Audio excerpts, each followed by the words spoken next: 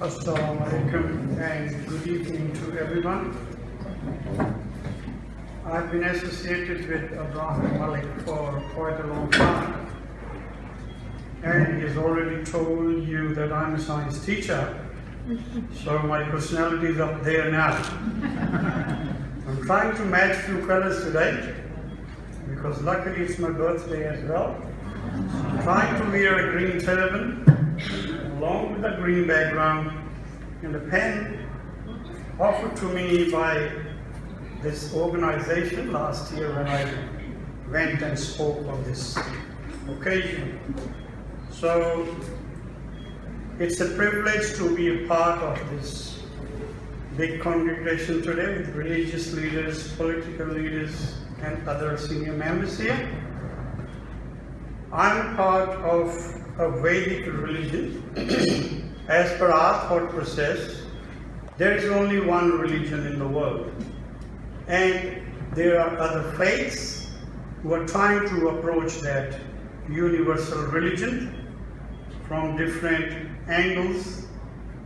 And I'll try to give you the brief of what the Vedic religion believes in. So,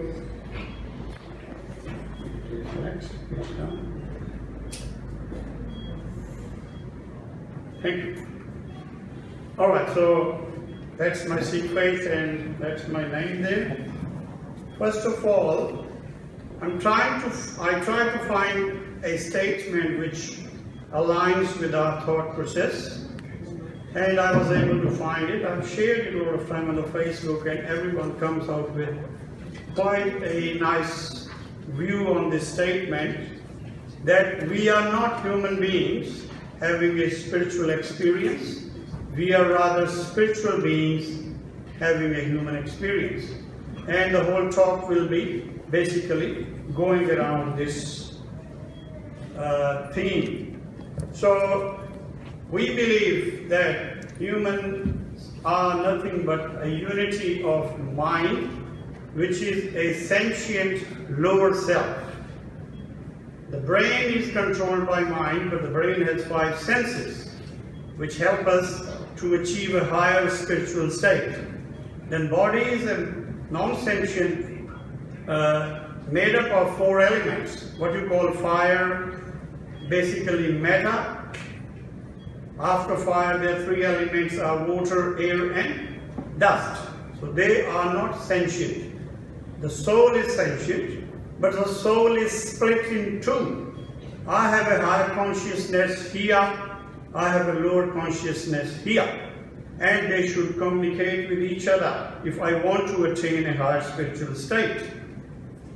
Now, let's see the 5 basic human needs we all know.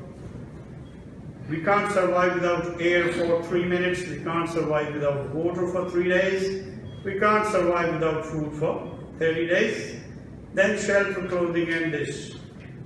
For me, this body is a ladder. Using this body as a ladder, my spirit has to climb from the lower self to the higher self. So body's importance is there. The stair is broken, I can't take up few steps. I need to keep my body healthy. And for that, if I fast, it's not helping me directly spiritually, but it is helping me indirectly so that I keep it healthy. So say that a healthy mind lives in a healthy body. So that's the main purpose of fasting for me. But let's go a step further and see. This is our problem as human beings everywhere in any corner of the earth. We need spiritual resources because we are in a problem. We are either in grief, in guilt, resentment, unforgiveness, self-rejection, and shame. So to keep our spirits up, we need a spiritual resource. And there are enough spiritual resources. Right, you start from the time of Abraham. They have all been, or even they say Krishna was before that, Rama was before that. They are all a chain. They are trying to complete our spiritual journey. but the language of scriptures is slightly more, you can say, metaphoric. So we can understand that metaphor. I'll put one metaphor for you here. They say the sentient lower self, my mind, is like a donkey. You give him a minute free, he will kick. He will kick for desires. If you want to make, I have not driven a donkey myself, but I've heard that if you want to keep the donkey from kicking, you put load on him. When you put a load on him, he thinks he will, if he kicks, he will fall to the ground, he stops. This is a metaphor we use for our mind here. And most of our scriptures are written in that self because human behavior is not fixed. Donkey's behavior is fixed. So we normally take examples from meditation. A tree is a religious idol for me because if I throw a stone at him, he showers back the fruit at me. But if you do that with humans, I don't think so what the results will be in the end, depending upon the way we are trained. So it is very useful to train this mind. The scriptures do nothing but try to restrain it from what?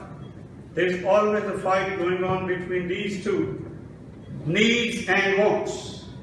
This is a very simple economic definition. Needs will be defined as goods or services that are required. This would include the needs for food, for this body, clothing, shelter, and healthcare. And we are lucky that in this country, we are being provided this. We are almost in the top 1%, I think, depending upon the world's population. We don't need to struggle for any of these. It's always available. And wants are the goods or services that are not necessary but we desire or wish for. So I'm not attacking a capitalist society here, but we can still exist in cooperation. Because this, when I spoke to my son, he studies at ANU and he's doing Bachelor in Economics. He says, Dad, this is not a statement which I will encourage for you. Because if there are no desires, we would have all stuck on those brick phones. But nowadays, everything is on progress. But do we need it? Is it in my desire? This is a fight between here. This thing desires, and my heart should tell me that is it my desire, is it a required desire, or I can live without it for the time being, not to disturb any of my economics. Alright, now these are the 4 tools which has been recommended to us in our scriptures, which will help us to stay within our needs and help others as well. So first word is jap. Our book starts with this letter jap, and the closest word is contemplation. If we know how to contemplate, then it will take us to the deeper state of being. The other thing is, if you it takes you into an understanding of a truth beyond the words. You can't put Allah in words. You can't put our spirit, our mind, our thought in words. Words are very limited. Words will only give you an indication. We have to learn to read between the lines.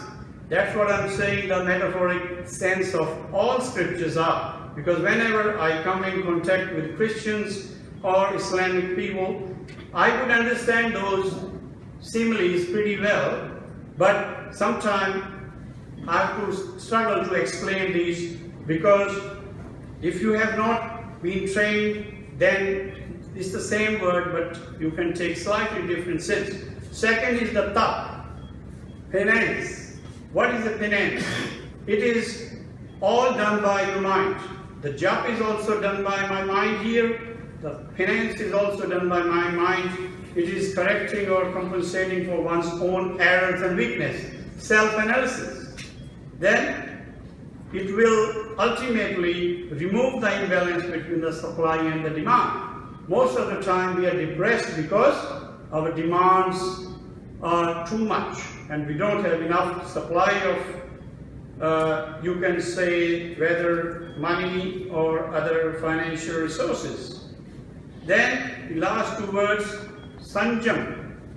This means moderation, deep sense of responsibility within our own thinking. Characterization is very important for us. Who is the boss of the body? If you say mind is the boss, then it's a negative characterization. My inner self is my boss. When I'm sleeping at night time, my mind is not working at that time, but my heart is being run by whom? That is the boss who is running the body. I have to be in connection with that. And then in the last, fasting.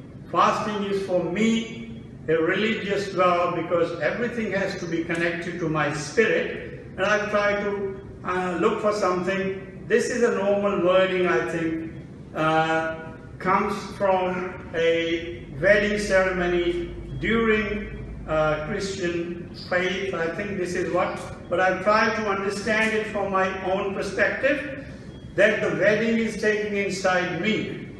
This wisdom has to marry my own inner self. So I, the lower self, take you higher self for my spiritual husband. That's a wedding which everyone has to do. There's a wedding outside, there's also a wedding for the spirit. So, and to have hold from all this movement. So, my wisdom must stay with my inner self, and in any conditions, good conditions, bad conditions, richer, poor, they can't leave each other. They have to be two, we say, images, but in the end, one body. So with this, I'll end my presentation. I'm sorry if I've taken slightly longer. So, in the end, I'm again thankful to the Islamic faith, or they have a more connection with us because their headquarters are in my state, in Punjab. And I always, whenever they give me a call, I'm always here, try to say something, try to, whatever I have learned in my life. So in the end, I'll finish here. Ameen and good evening.